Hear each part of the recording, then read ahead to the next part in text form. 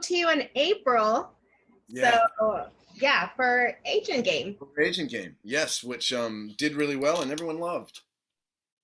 And everyone's gonna like Gone in the Night. And it Right. comes out today. So we can talk a little bit of a spoiler.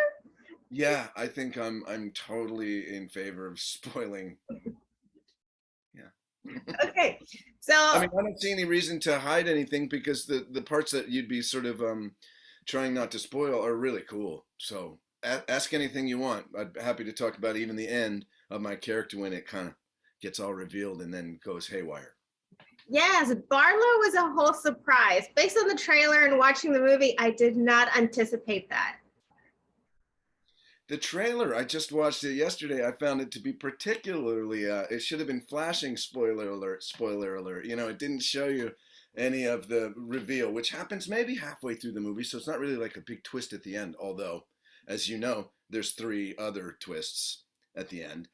So there's no a shortage of them. So we can ruin a few, can't we? Uh, Yes. So what is it about the storyline that attracted you to be a part of it? Well, I was attracted the minute I saw Eli's name on the byline and Winona doing it. I was gonna do it anyway. But the character really is a slow burn reveal as to what he's up to, and the way that Eli wrote the script in the movie sort of tells things kind of in reverse engineering at some points, which is really fascinating. So it really has you putting together pieces of a puzzle up to a certain point in this movie, and then you realize that Barlow's been up to no good, unless you're him, because what he's trying to do is just extend his life and maintain a healthy wellness regime. But his plan, unfortunately, involves somebody else's body that he needs. So that gets a little sticky when his son, another spoiler, didn't know Al was his son, reveals that they kidnapped John Gallagher Jr.'s character so that we could use him as a blood cow. Did I give it? Did I give too much away? The whole thing. No, just kidding. Isn't it uh, crazy though? Because we do hit that point where we're living life. We feel like the age and years are not passing by, but we hit that moment where it's like reality check, getting yes. older. We need to start making changes. No, I know I'm right in that phase of life myself, or one of the many. Hopefully, there's a ton more. But yeah, it's a process of elimination, like eliminating certain activities that you used to enjoy, or just doing them slower. A little spoiler about you. What's one change you made when you realized, okay, I need to start stepping up and maintenance? Well, I started a while ago, and in fact, I've been, gosh, right when I started, mid late '80s, everybody started pumping up and working out. Before that, you look at all the actors, there wasn't really on their agenda. So I've been in that era of actor where it's kind of been required to be in good shape and show up. So I hope I've done my part. But I don't know how much more of that nonsense I'm going to put up with. Uh, you know, less less they need me to. But so I eat really healthy and I have super active uh, lifestyle and personality. So yeah, I just never really stagnant and don't really give my body time to put on weight. Mm-hmm. That definitely helps. Now you But mentioned, that's only one of it. The rest of it is if you haven't been watching me age in other obvious ways, then you haven't been watching.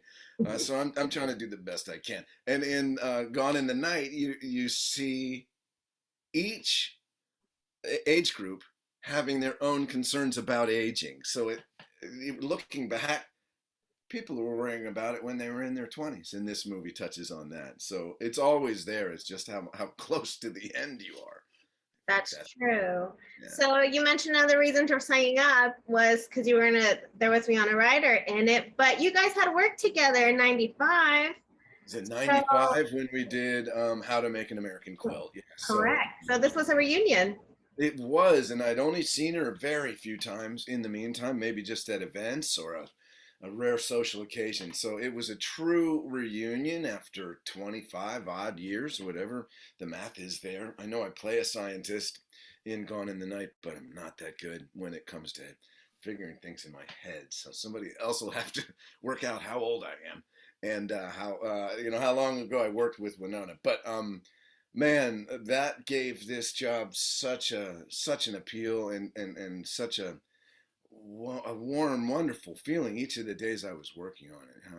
And long, beautiful dialogue scenes with Winona, with one of the great actors. She owned Hollywood for about 6 years in those years that I worked with her, where she was in more than half of the popular studio films. So amazing to have her in a lead here again, and made such a cool movie. I was thrilled to be with her. Now, can you talk a little bit about those scenes that were filmed in that enclosed space? Yeah. Because it looks a little crowded.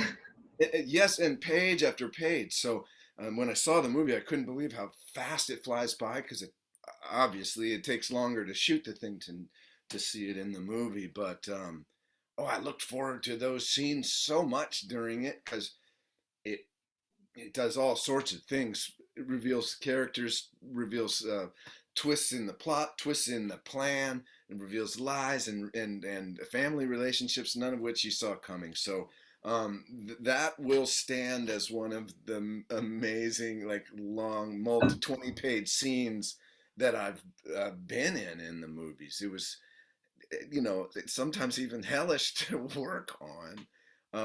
But I couldn't have asked for a better crew of actors, and amazing, just the five of us thrown in that tiny space. And then before you know it, the blood splattering. Yeah, but it was working though. Just, I want to point out that, the scientific, process was a go. So just that meddling Kath who got in the way messed everything up. Yeah. So how flattering is it to know that Eli and Matt were thinking about you and Winona when they were writing the script? Well, Eli told me that at the beginning too, and that's not a small thing at all. First, to be thought of with Winona on anything puts me on a par that that's hard for me to gauge, but so meaningful.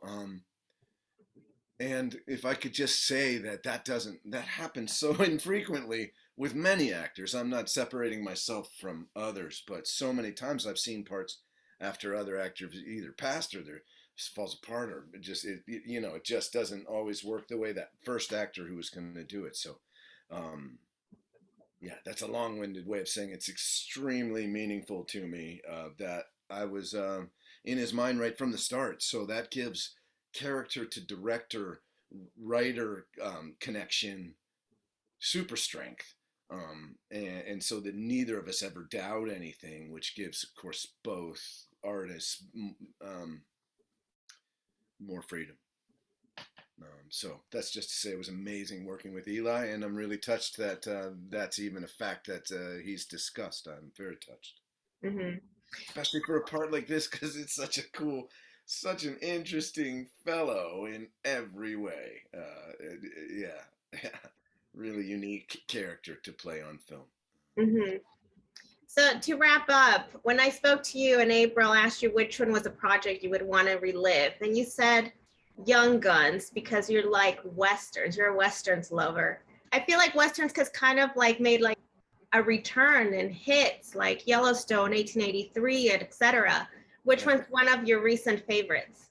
Well, I tracked that Yellowstone series and thought loved it like everyone else, but wondered if that's going to be the trigger that turns back on the Westerns. Don't forget, Kevin Costner was in, oh gosh, what was that name of that movie with Danny Glover, the Western movie? Everyone who's watching is thinking of the name. But that was the movie that started the Westerns in the 80s that led to Young Guns right after that. So, gosh, maybe Susan can think of the movie that I mean. So hopefully that will happen again. To that, I have done a Western since we spoke, Nancy.